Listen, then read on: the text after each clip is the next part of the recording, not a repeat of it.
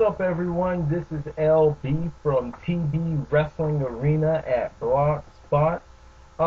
Basically today, this is a show about WrestleMania 25. In my opinion, WrestleMania 25 sucked. It stinks. WrestleMania 25 will go down in history as being one of the worst WrestleManias of all time. And it's going to go down as being that for numerous of reasons. And let's kick it off with the Unification Tag Team Championship match. It had the WWE Tag Team Champions versus the World's Tag Team Champions. Basically, John Morrison and The Miz versus Carlito and Primo. Basically, they had the match right. Great chemistry in the ring. All four men know how to wrestle. The thing is that they didn't even put that as one of the matches for the actual WrestleMania card. If you want to see this match, you basically have to order the DVD, go out, buy the DVD, whatever, and look at it on the DVD. To me, I thought that was dumb. I thought that showed me how much respect the WWE has for these tag team competitors.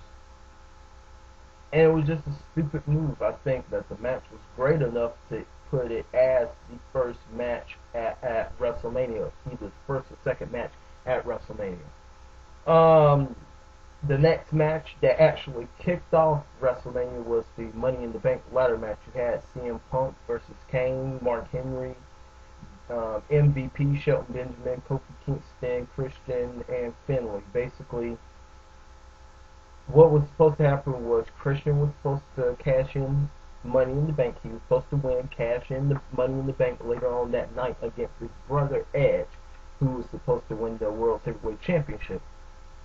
Obviously, they got to Houston and they changed their minds because CM Punk won. In my opinion, CM Punk is not a World Heavyweight Champion. He is not a WWE Champion.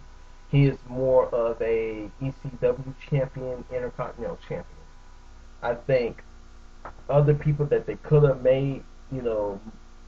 Money in the Bank could have been MVP, Shelton Benjamin, hell, even Kofi Kingston. But I just thought that match was a joke, seeing that CM Punk won Money in the Bank last year, and he did basically the same thing that he's doing right now. It's just like looking in a mirror. The next match was the 25 Diva Battle Royal, the Crown Miss WrestleMania. Basically, it was a joke. Highway robbery. Anybody who went to Houston or ordered the pay-per-view just for that, just to see these women from the past and the present battle it out. Basically, to me, it was a joke because of the fact that a drag queen won this match. To me, the impression that they gave off, the WWE gave off, was that they don't have respect for the women of the WWE because of the fact that they allowed the drag queen to win. They didn't get a proper introduction. Kid Rock spent 14 down, almost 20 minutes singing like it was a concert. And then all the divas, I guess they decided, well, hell, just walk out there and walk past Kid Rock and don't mind him. And they all just walked out during one of his songs, which I thought that was bad. I think you should at least throw a song and at least have Lillian Garcia announce, hey, Melina, Kelly, something like that. Give them the proper introduction or something. So I thought that match was a joke. The next match was Chris Jericho versus facing Roddy Piper, Ricky Steamboat, and Jimmy Snuka, with Ric Flair accompanying them to the ring. I thought that was retarded because of the fact that why would a young person start a fight with old people? No offense to Roddy Piper, Ricky Steamboat, or Jimmy Snuka, or Ric Flair, but I'm not gonna. What am I proving to the wrestling fans if I am picking a fight with the old person? What? I mean, Randy Orton did it good. The Legend Killer, because he killed Legend, because he would do the RKO on a famous legend of the WWE. That's the purpose. That's the reason it worked for him. With Chris Jericho, there was no point in doing that. I thought it was wasting his time. He could have stayed at home. He could have been in a tag team match. He could have done something. That was a joke of a match, basically. The next match is Matt Hardy versus Jeff Hardy, Extreme Rules match.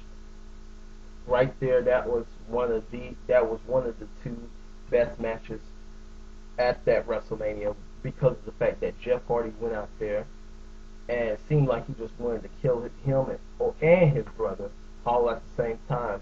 They gave me my money's worth, the $65 in HD that I spent for it. It basically showed me right there, and it showed me right there that they can have good chemistry on camera, but I'm sure after the match, they went backstage, they gave each other a hug, good job, a handshake, and then that was it. I like that match. Basically, I like the match. Good job, Jeff and Matt. The next match is Rey Mysterio versus JBL for the Intercontinental Championship. Basically, this was the joke of the year. In 21 seconds, JBL lost the Intercontinental Championship, and then after the match, he retired. This is the reason why Rey Mysterio is not taken seriously by wrestling fans and people in the company. This is why people think he is a joke, because of the fact that you go out there and you give a 21-second match. Come on. I've seen midget wrestlers give a proper wrestling performance in 2 minutes than a 21-second Rey Mysterio winning Intercontinental Championship goes. Come on. They need to do better than that. The next match is The Undertaker versus Shawn Michaels. This was the second match that was good. Basically $65 worth. Two men getting up there in age. They still can bring it. They can still do the high flying moves. Over the rope, The Undertaker went. I think he broke his neck. That's why we haven't really seen him since WrestleMania. Shawn Michaels is basically the only person that, if he would have broken The Undertaker's winning streak, the fans would not have booed him. I think that would have been one of the times where most fans would have cried, because the streak was over. The streak would have been over. But, you know, I think WWE probably should have held off on this match. Had they known what they was going to do in the ring, they probably should have held off on this match and probably took it to next year's WrestleMania. But obviously we can't predict anything, so there you go. But that was the match of the year, the match of the decade, in my opinion.